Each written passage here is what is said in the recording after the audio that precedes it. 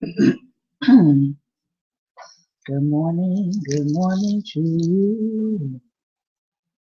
Good morning to you. All right, we are ready. This is me fumbling around with my straw. Good morning for my hot drink. I'm drinking hot cocoa today. It's a little bit cool. I don't know about you, but I am a hot cocoa fan. I'm also a coffee fan, but I really am a hot cocoa fan. Well, good morning today. This is our book talk. We are on day 21. Day 21 of this particular book. We don't read on the weekends. We only read Monday through Friday, 11 a.m. to hopefully not past noon. So we've been trying to keep our readings at about 45 minutes to an hour, no more than an hour. But we are on day 21 of White Like Me, Reflections on Race from a Privileged Son by Tim Wise. And we're also live streaming on our YouTube page at the same time. Our YouTube is Church Love 333. So if you are limited in your comments on Periscope, you can feel free to hop on over to our live stream on YouTube, and I can see your chat message as well over there. All right, so we are continuing the life of anti-racism activist Tim Wise. He's talking to us about so many things that unfortunately are still needed to be talked about today. And what are some of those things? White supremacy, racism, white privilege. What does that mean? What does that look like? I don't know if you all know, but even this week, a couple of nights ago, you had, here's white privilege. You had former Grand Knight of the Ku Klux Klan, David Duke, right? David Duke, who has, he is no longer the former, he's no longer the Grand Knight of the Ku Klux Klan, but he is still a white supremacist who just basically went and started his own white supremacist group, was giving a speech, or rather debating other people at an HBCU to the protest of the students. And I don't know if you saw any of that, you saw any of the photographs of the footage, but it was very sad to see African American students protesting a man who has stood for something as detestable as killing other human beings because of their skin color or because of their ethnicity, an organization that has a well-known record for lynching Black people. And you would have this man, I personally gonna say, desecrate a campus, come onto an HBCU campus, and then you're paying for an education for to be on that campus, and then your administrator basically says, well, we didn't know who he was. Are you serious? Y'all are in Louisiana, Dillard University. Y'all didn't know who he was? Are you kidding me? You didn't know who he was. And then when you did find out who he was, you did not do anything about him coming onto the campus. To me, that is a form of psychological warfare. It really is. So yeah, that's, to me, that's a good example of white privilege. That, yes, I know I'm known for, hating your people group. I know my organization is known for lynching some of your people group, but I'm going to come on your campus anyway to participate in a debate. And, there's really nothing you could do about it because your administrators, your campus administrators did not stop me. Just total disregard for history, total disregard for those students who pay to go there. And because the students protested him being on the campus, they sent out police officers. And so there's this image online. You could probably look it up, but there's this image online of Black police officers with their guns out at unarmed students, with tasers out at unarmed students who are protesting, rightfully so, a white supremacist being on their campus. But you have the police officers ready to attack the students. What does that say about America? What does that say about our society? That we're ready to attack unarmed college students, but we have yet to declare the organization that that man was a part of as an actual terrorist group. And we have plenty of evidence of their terrorism because it's in photographs. It's recorded for all time. So it's not like we don't know whether or not the KKK is a terrorist organization. They are a terrorist organization. But our country has yet to officially declare them as such. That's white privilege. Yeah. That you can be a part of an organization that kills people based on the color of their skin and not be banned from running for public office.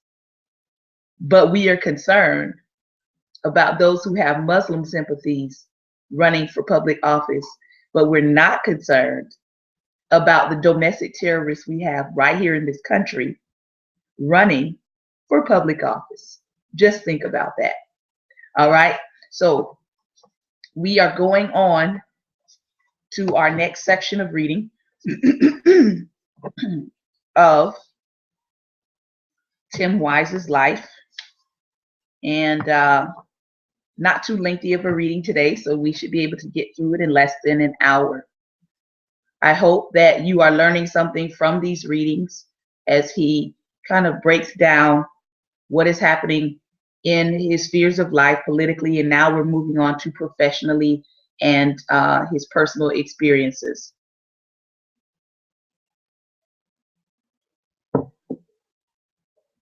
So here we go. 1994 was an all-around terrible year.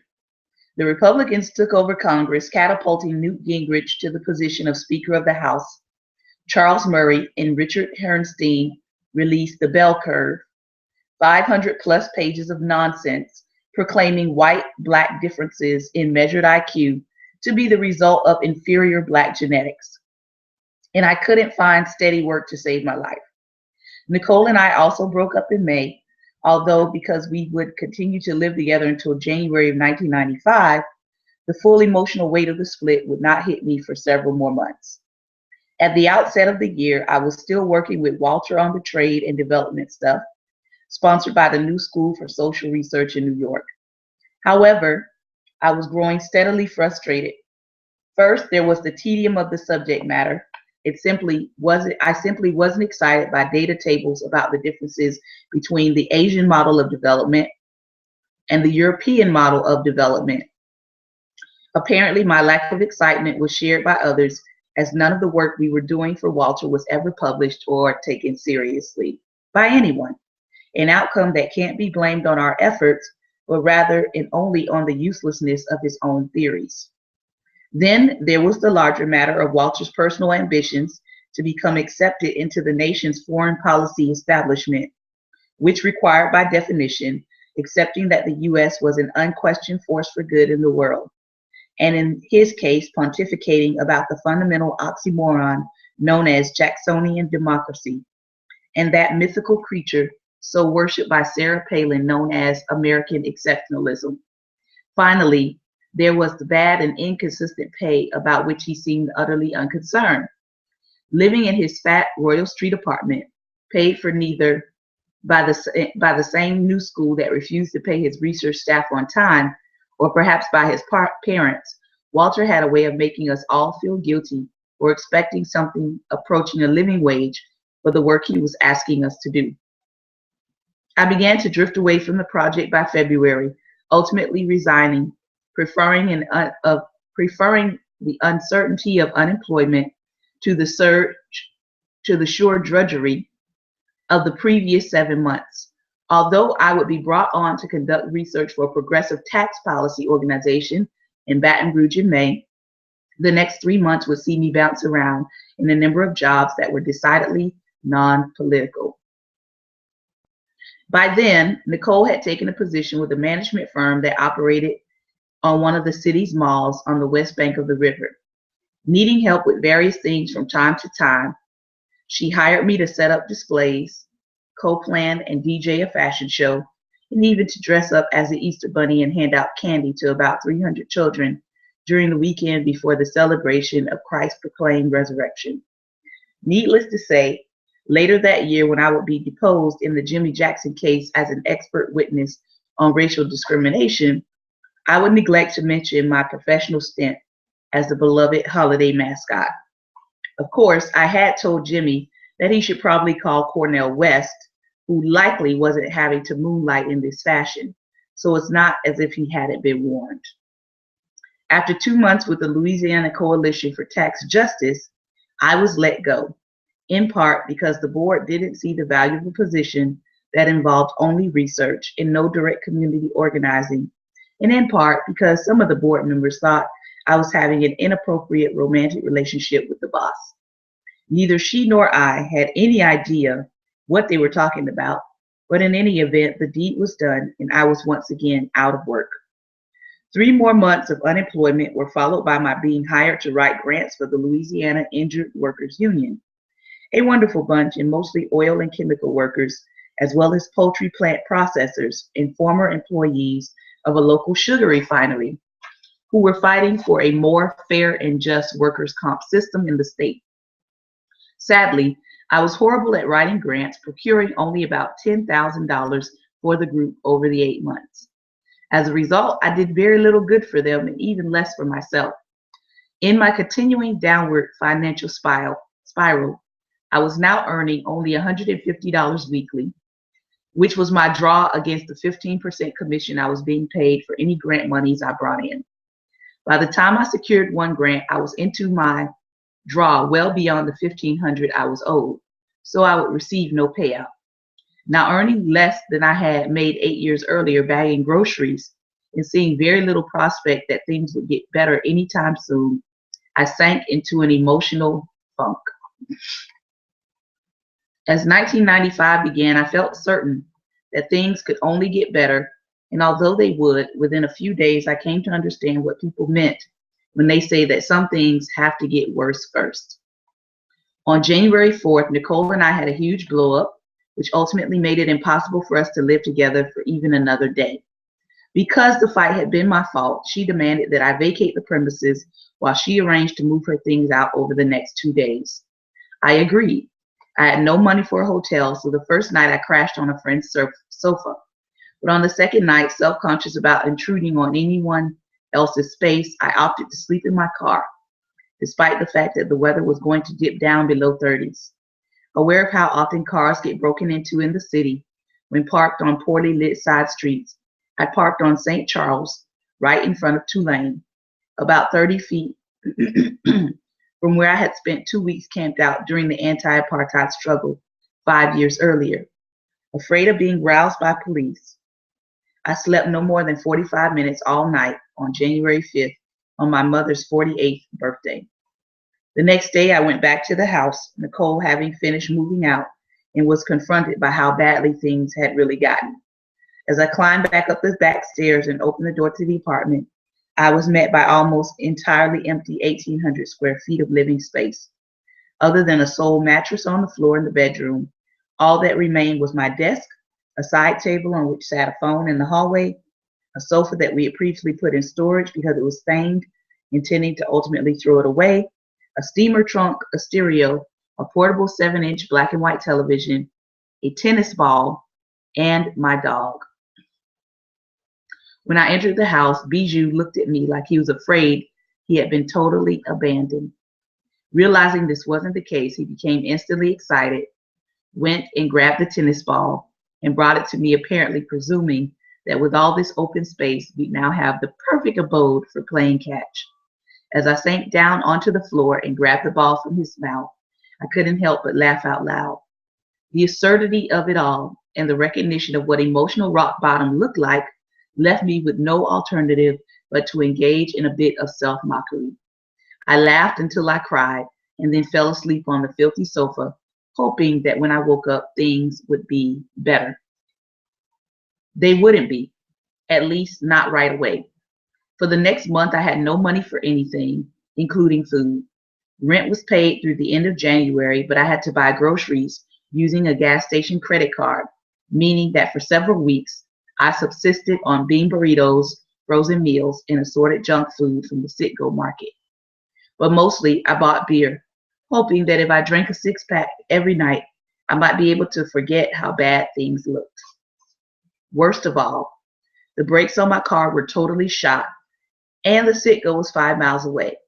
To get there, I had to drive on the interstate and hope that I wouldn't need to stop too often.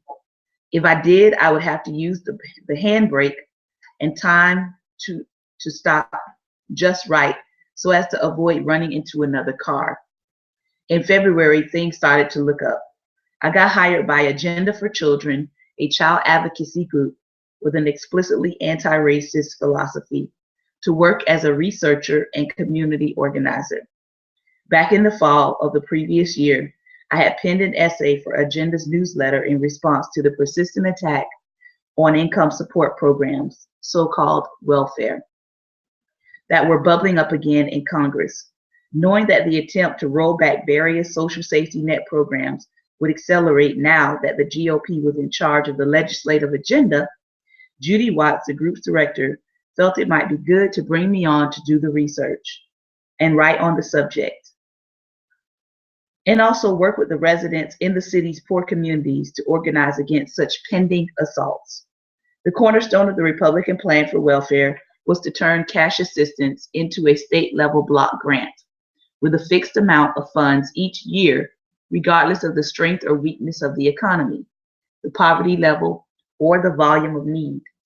Knowing that could mean in a place like Louisiana, knowing what that could mean in a place like Louisiana, we focused on special attention on educating state lawmakers and crafting an alternative welfare reform proposal that would encourage employment for those on assistance, but which would be less punitive. I had only done limited community organizing before, but being brought around and introduced to the leaders in the city's public housing developments by Donna Jonigan made the learning curve far less steep than it otherwise would have been.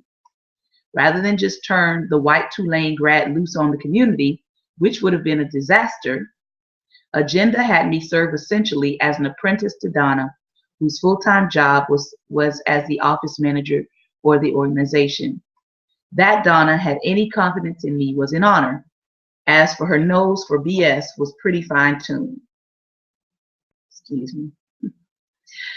Despite my naivety, she took me around, showed me the ropes, and taught me the fine art of listening as the residents in the communities told me their stories, described their hopes and fears, and discussed in a way far more instructive than any college professor had the topics of racism and economic oppression.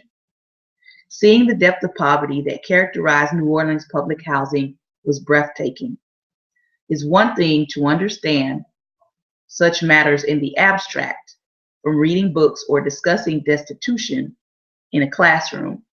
It is quite another, however, to see it up close, and the contrast between economic immiseration on the one hand and the abundant wealth of knowledge and wisdom possessed by the people there on the other is even more difficult to fully take in. In short, people in this kind of economic condition were not supposed to be this smart. That they are lacking in fundamental intelligence and ability is what we are told daily by politicians and most everyone with an opinion. Although I was ashamed to admit it, I guess I had come to believe some of that too. Though I was patternistically prepared to acknowledge that the system had produced whatever personal dysfunctions the poor in public housing might manifest, I was not at all prepared for the competence, insight, and utter normalcy of the residents there.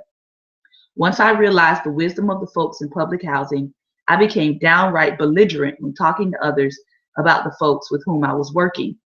Invariably, they would start talking badly about public housing residents, having never met a single one of the folks about whom they felt entitled to rant. And they would start handing out unsolicited advice about what those people should do to improve their lives. Sitting at a bar one night having a drink, I found myself in conversation with a guy who thought he had the perfect solution to the problems of the poor.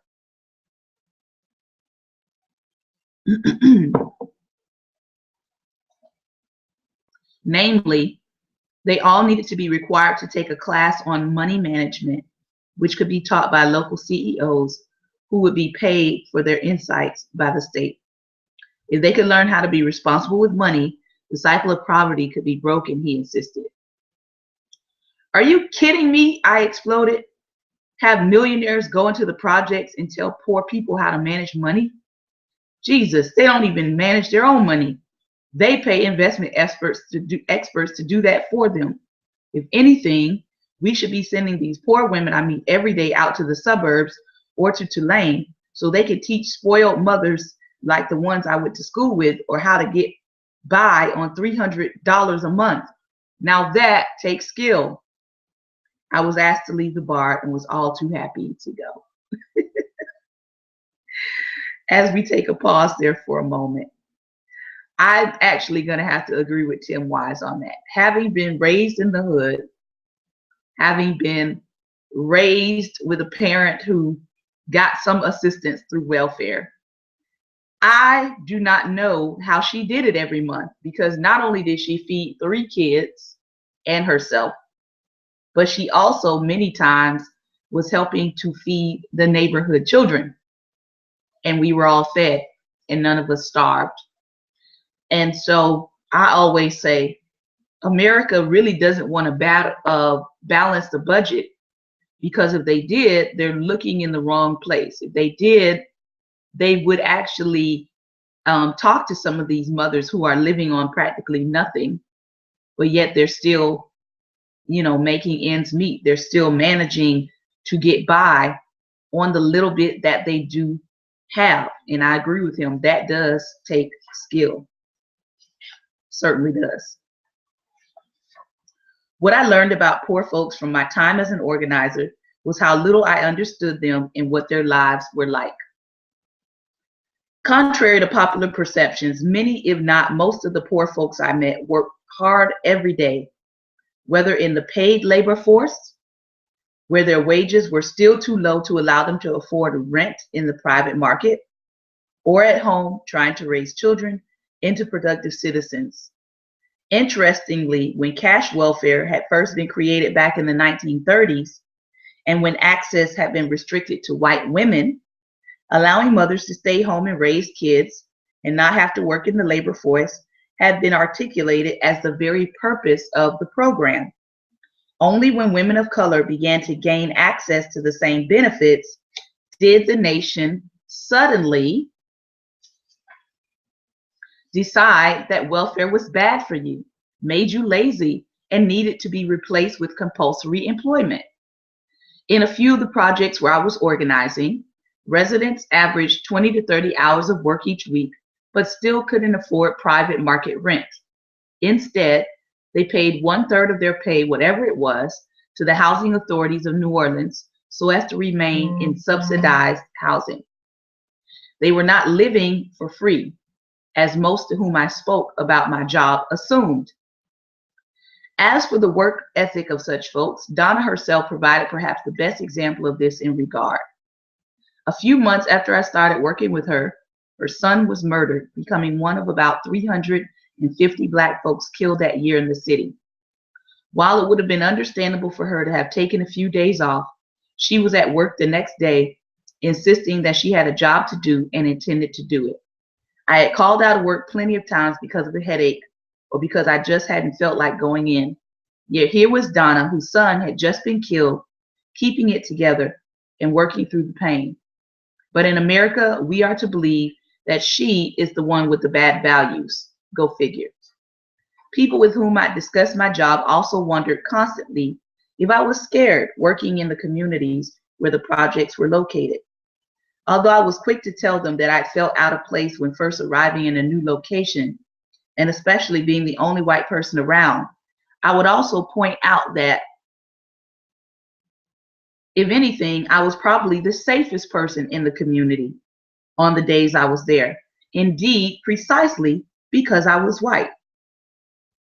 Most residents would view me as one of two things, either a cop or a social worker, neither of which they were too likely to want to mess with.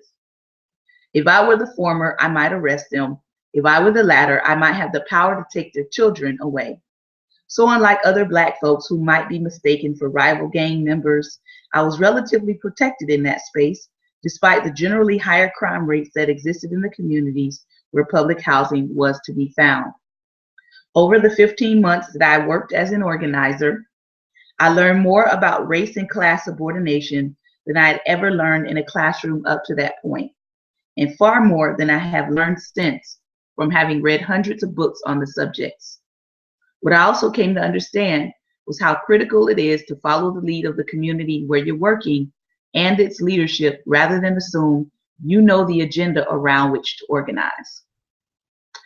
This last point came into view for me one day while sitting around talking with a community leader about some of the things they were working on in the neighborhood. I was there to build support for blocking punitive welfare cutbacks and the ill-advised balanced budget amendment, which would result in the slashing of any number of vital safety net programs as well as education spending. But what the local leader explained to me was that as important as those things were, they were not and could never be first order of business. Yes, fighting racism and classism, which we agreed were inherent to these items, was important. But to be an effective organizer, you had to start small. I asked him to explain and was surprised by just how small he meant. Well, for instance, see that corner right there? He was gesturing to an intersection about 50 feet from where we stood. Yeah, sure, what about it? Well, we've been trying to get a stoplight there, he noted, causing me to realize for the first time that indeed, despite it being a natural place for a light, there was none. The lack of the light intrigued me, but I didn't get the importance at all. Why a stoplight? I asked, puzzled and wondering how such an item fit with the larger struggle against institutional injustice. Well, he continued, for a couple of reasons. First, 3 kids have been hit there on their bikes because folks just barrel on through without looking. And second, because if we can get the stoplight, it's a winnable fight. People who've been getting their butts kicked for years need to know they can make a difference. They need to know they can fight and occasionally win. He went on to explain the strategic value of small victories. Yes, the goal was social justice, the eradication of poverty and racism, and all the rest that went with it. But good organizers couldn't make those things the front burner agendas. Even a slightly smaller goal, like blocking federal legislation you didn't like, was too big for starters. The odds were against winning those battles in the short run. So if you started there, you'd accomplish little except helping folks to burn out when, as so often happened, defeat was in the cards. But if you could help the community gain a sense of its own potential, he would say, now you are onto something. It wasn't the way I'd been taught how history was made, but then again, the folks who had taught most of us history hadn't exactly been committed to radical change, so little details like this were easily overlooked. We're moving into our last section for today. By now, the lessons were coming fast and furious. Lessons about systemic injustice and how to fight it. Lessons about how easy it was to fall prey to some of the stereotypes so common to larger culture, and lessons about privilege. In the latter case, I was starting to realize how my job security and shaky financial situation for the past few years had said very little about my larger access to opportunity and advantage. Yes, I had struggled, and those struggles had been real, but the fact remained that I was a college graduate, educated at one of the nation's finest universities, which I had only been able to access because of my mother, and that the fact that she could take out a loan using my grandmother's house as collateral, a house that had only been accessible to our family because we were white. What's more, I had built up a solid work history, beginning with the anti-Duke effort, which was going to pay off, a work history that had been made possible because I had known the two guys who started the anti-Duke organization, who I'd met at Tulane, which place I'd only been able to access because of the loan and the collateral and the white thing mentioned above. And if things hadn't worked out, I could have always moved home for a while. I had options, in other words. They were options that almost no one I would meet in public housing had, and options that far more had to do with privilege than my own hard work. As bad as 1994 had been for me, and even as bad as the first 6 weeks of 95 had gone, by the middle of the year, things were headed in the opposite direction. The work with Agenda was the most rewarding in which I had ever been involved. Especially important was the anti-racist analysis that animated their efforts on behalf of families and children. While many groups that work on matters of poverty give short shrift to racism, preferring to discuss class issues in a colorblind vacuum, Agenda had rejected that approach. In large part, this was due to their affiliation with the People's Institute for Survival and Beyond. This was a New Orleans-based group founded in 1980 by Ron Chisholm and the late Jim Dunn, which by 1990s had become one of the premier groups in the nation working to undo racism. As a condition of working at Agenda, all staff had to attend an Undoing Racism workshop put on by the Institute within the first year of becoming employed there. A few months after joining the team, it would be my turn to go. As excited as I was to attend the Institute training, I was also nervous. I had met some of the key players in the Institute and had great respect for them all. But I had also heard horror stories from others about what their trainings were like. Oh, they're going to make you feel guilty for being white, some had warned. They're going to try and make all the white people cry, added others. Though I had a hard time reconciling those warnings with the people I was meeting, not only Ron, but also Barbara Major and certain key white trainers with the Institute, I couldn't help but wonder. The people giving me these warnings were friends, after all, and people whose political sensibilities I trusted. Several years earlier, I had been so convinced that the Institute's modus operandi was a provocation of white guilt that I refused to sit through a discussion on white privilege and anti-racist accountability, led by Bay Area organizer Sharon Martinez. Sharon had been brought to Loyola University by the Institute, and although I had attended along with local activist Pax Christie, we ended up leaving early, so incredulous we were about the supposed guilt tripping that we saw as the root of the group's analysis. I can recall walking to John's car, imitating Wayne and Garth from the Saturday night skit Wayne's World, saying, "We're not worthy, we're not worthy," as if somehow that had been the message of Sharon and the Institute, that somehow white people were inherently bad and unable to be anti-racist allies. Fact is, we hadn't wanted to look at our privilege. So much so, in fact, that rather than process it, we drove over to the back of Audubon Park, parked in a dark gravel lot, and proceeded to smoke a joint, entirely missing the irony. But once the first day of training began, it was obvious that it was to be nothing like the warnings I had received.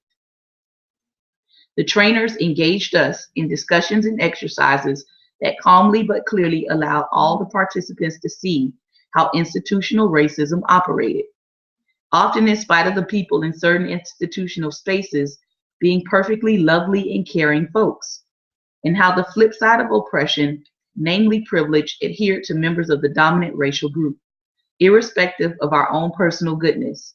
Although there were certain discussions about the way that all whites had internalized certain biases, having been raised in a culture that so readily teaches them, there was also a discussion on how people of color had inculcated those biases against themselves and often acted from a place of internalized oppression.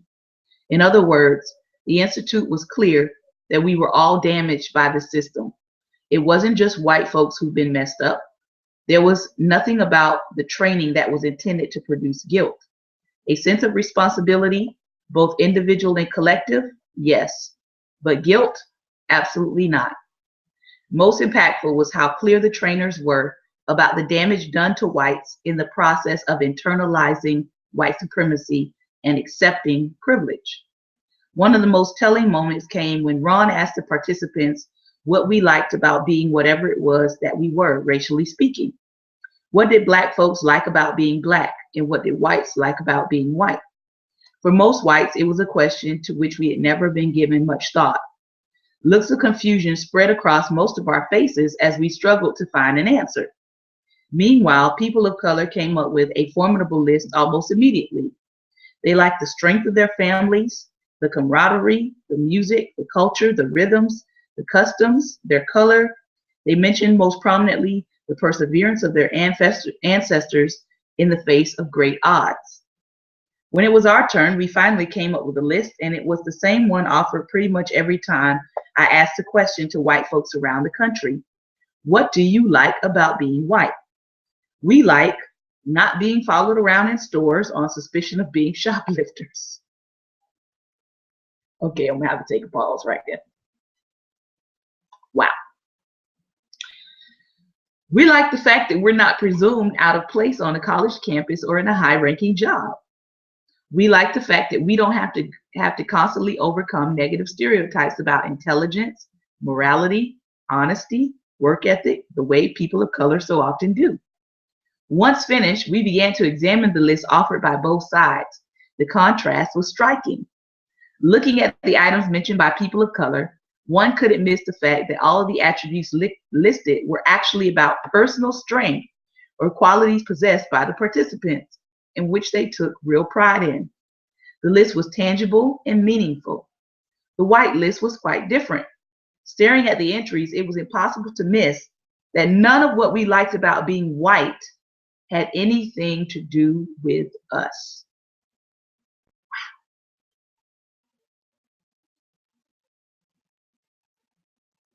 Wow. None of it had to do with internal qualities of character or fortitude. Rather, every response had to do less with what we liked about being white than what we liked about not being a person of color. Now I'm going to take a sip on that.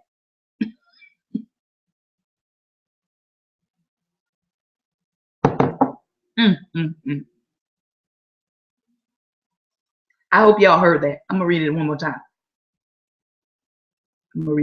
time. None of what we liked about being white had anything to do with us. Rather, every response had to do less with what we liked about being white than what we liked about not being a person of color. We were defining ourselves by a negative, providing ourselves with an identity rooted in the relative oppression of others, without which we would have had nothing to say. Now remember, he's talking about the social construct of whiteness. In other words, these people were saying that everything they liked about whiteness had to do with not being a person of color and not facing some of the discrimination that people of color face. They were indeed defining themselves by a negative and rooting their own identity in the oppression of other people. That's deep. I'm going to keep reading because we're coming to a close on our section for today. Without a system of racial domination and subordination, we would have been able to offer no meaningful response to the question. As became clear in that moment, inequality and privilege were the only real components of whiteness. Without racial privilege, there is no whiteness. And without whiteness, there is no racial privilege. Being white means to be advantaged relative to people of color. And pretty much only that. Our ancestors had laid bare the truth about white privilege. In order to access it, one first had to give up all the meaningful cultural, personal, communal attributes that one had kept since your people were alive in Europe and during your journeys in America. After all, we had come from families that once had the kinds of qualities we were now seeing listed before us by people of color. We had customs, traditions, music, culture, and style, things to be celebrated and passed down to future generations. Even more, we had come from resistance cultures. Most Europeans who came had been the losers of their societies, since the winners rarely felt the need to hop on a boat and leave where they were. These resistance cultures had been steeped in the notion of resisting injustice and of achieving solidarity. But to become white, remember, he is talking about whiteness as a social construct in America. To become white required that those things be sublimated to a new social reality in which resistance was not the point. To become the power structure was to view the tradition of resistance and suspicion with contempt. To become the power structure was to view the tradition of resistance with suspicion and contempt. So while the folks of color in the room would have dearly loved to be able to claim for themselves the privileges filling the white folks' pages on the flip chart, we would have just as dearly loved to be able to claim for ourselves even one of the meaningful qualities mentioned by people of color, but we couldn't. To define yourself by what you're not is a pathetic and heartbreaking thing.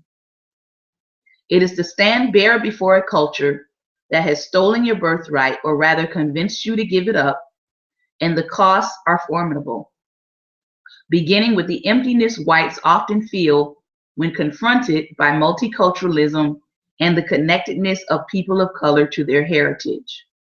That emptiness gets filled up by privilege and ultimately forces us to become dependent on it, forcing me to wonder just how healthy the arrangement is in the long run, despite the advantages it provides. Wow. He actually makes a really, really, really good point. Because if your whiteness, if your solidarity in whiteness is based on all of the ways that you get privileges that other people of color do not get, then your culture is based on all the other privileges that people get that you get that other people don't. Then that is your culture. So what he's pointing out is whether you are Irish, whether you are Italian, whether you are Russian, when those people came over, right, a part of them becoming white and accepting whiteness is that they had to trade their culture.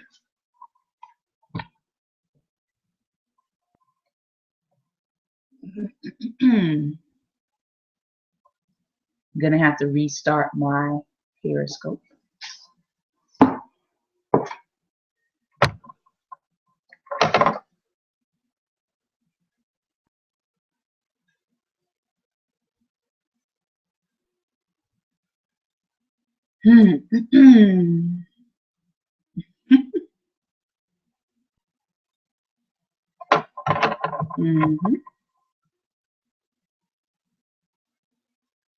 All right, I'm back again. It's always amazing how when I'm talking about this particular subject that Periscope loves to shut down. All right. So we're back again. As I was closing, because apparently social media does not like this topic. I don't care if it's Facebook Live, Periscope, whatever. They love to, it loves to shut down when I start talking about the subject.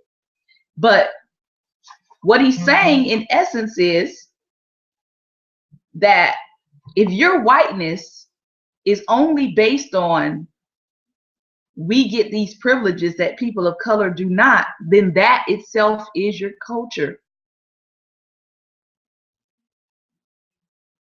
He makes it very plain that people are choosing to give up their ethnicity or their ethnic identity to be submerged into this whiteness or this white privilege. And you may not see it that way at first, but like he said, he does this all across the country and asks the same questions. What do you like about being black? What do you like about being white?